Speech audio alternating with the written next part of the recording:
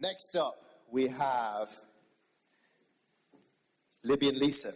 This is hardcore. Libby and Lisa undertook a self-propelled, continuous round of the 282 Scottish Munros. A Munro is a mountain in Scotland that's higher than 3,000 feet, and they tackled all 282 of them.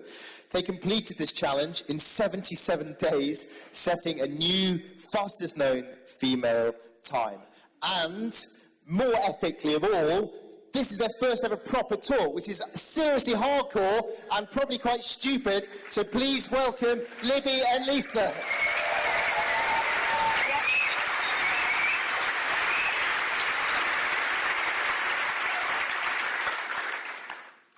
So this is us on day one of our trip. In all the excitement, we actually forgot to take a starting photo, so we're kind of stuck with this one. So Libby and I met in 2012 at the University of Sheffield Climbing Club, but we slowly ditched climbing in favour of running to explore Sheffield's back garden, the glorious Peak District.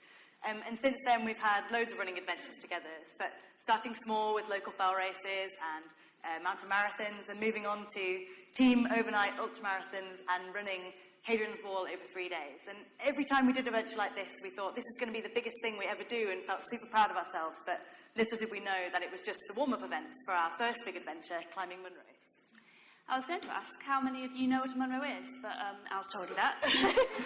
A Munro is any mountain in Scotland over 3,000 foot or 914 metres that is distinct from any other peak. And it's quite a popular challenge for people to try and walk them over several years, but we decided that we'd have a go at doing them all in one go, a feat that few men and even fewer women have attempted. So we set off on the 3rd of July from the Isle of Mull on the west coast of Scotland to try and summit all 282 Munros in 80 days, which would take 33 days off the current record, and involve 1,000 miles of cycling, 1,000 miles of walking, and 2 kayak legs. So, as not many people have done a trip like this, there's not really a commonly accepted route to link them all.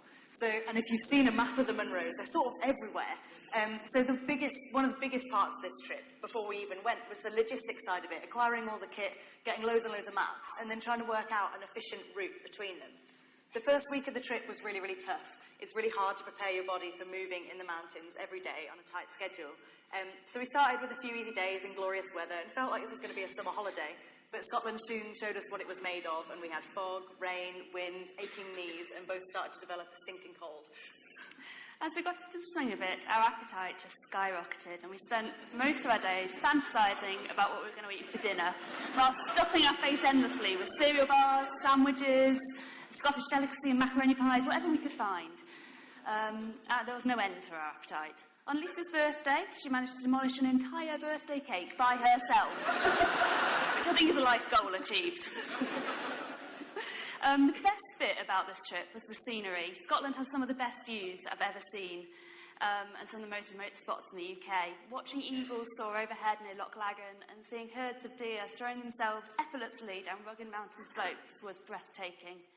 However, not all of the wildlife was so welcome. People had warned us about the infamous Scottish midge, so small you can barely see them, but moving in swarms so you can't possibly avoid them, and their bites leaving you itching for days. We thought they were exaggerating, but in reality they left us hopping round car parks, arguing over shoes, and leaving maps behind as we escaped them. And then there were the Highland Cows. We never really considered this, but they're so intimidating. They're massive with these big spiky horns, and we always seem to come across them on the narrowest of single-track roads on our bikes. They had us doing stupid things like hopping over electric fences and then hiking our bikes through boggy fields.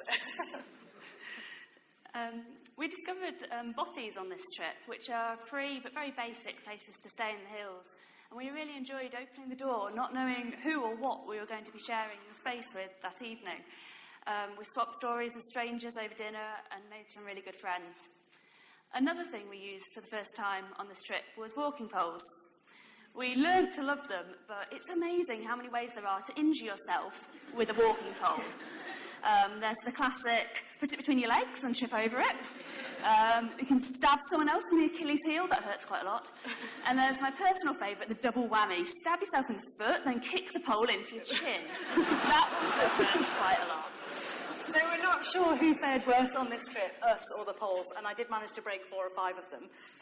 But seriously, Scotland was quite hard on our bodies and our kit, particularly our knees, our shoes and our feet. And when we came to do the Coolin Ridge, Libby had to do it in the only shoes that she could fit her feet into, which were old battered approach shoes with the insoles taken out. So the Coolin Ridge on the Isle of Skye is a formidable 12-kilometre long, knife-edged, rocky ridge with 11 Munros along its spine. The most famous of these is the inaccessible pinnacle, the only Munro which requires a rock climb to reach the summit. A challenge in itself, we did the Coolin Ridge in one go with the help of our friend Matt. I've forgotten what I was going to say here. Oh, yeah.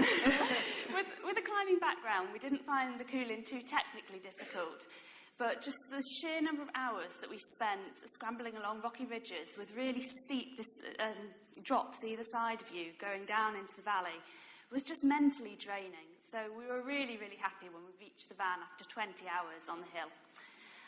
This was our accommodation for most nights. We slept in our van, lovingly named Bruce Bogtrotter.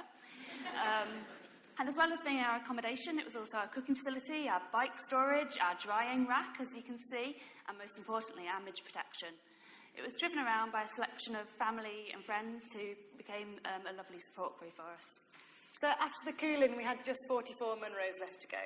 But the weather turned on us, and it rained, and it rained, and it rained, and the forecast looked like this almost every day, and we were really tired. And amongst worrying about thunderstorms and having to put on wet clothes, it was getting harder and harder to drag ourselves out of the van every day.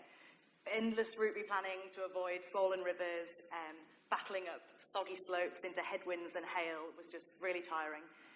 We kept our spirits high by reliving 90s pop songs at the top of our voices, knowing that no one else would be mad enough to be out there to hear us. The end was so close, but it felt really far away at this point. But we did it. On Sunday the 17th of September...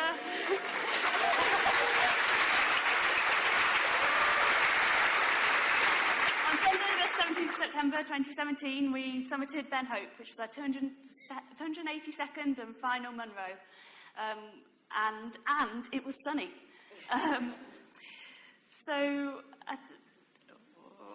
Completely forgot what I was going to say here. I think the best bit about this trip was the support that we had from friends and family and even strangers who came out for a day walking with us, brought us cake, sent us messages of support and drove the van for us. But the best support of all came from each other. A lot of people would want to do a trip like this on their own. But I can't think of a better way to spend your summer than exploring mountains with your best friend.